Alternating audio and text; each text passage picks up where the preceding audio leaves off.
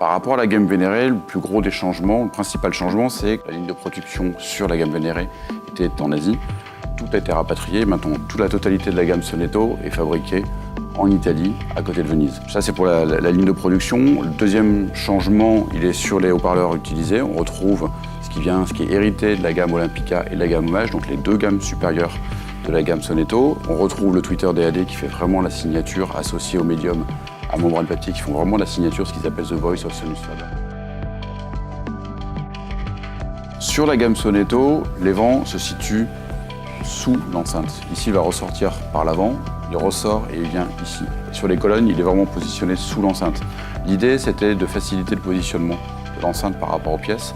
Et c'est vrai que, d'une manière générale, l'enceinte de plus en plus, malheureusement pour des histoires de contraintes de place et de libérer dans les appartements, l'enceinte vient très souvent le long du mur.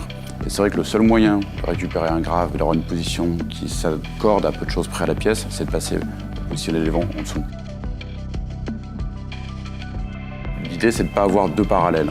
Une parallèle qui obligerait une onde à rester dans l'enceinte. Cette forme de lyre limite au maximum les vibrations et donc les ondes stationnaires dans l'enceinte. Sonetto existe en 3 finitions. Finition noyée, comme celle que l'on a ici. On retrouve ensuite une finition laquée noire et un blanc mat.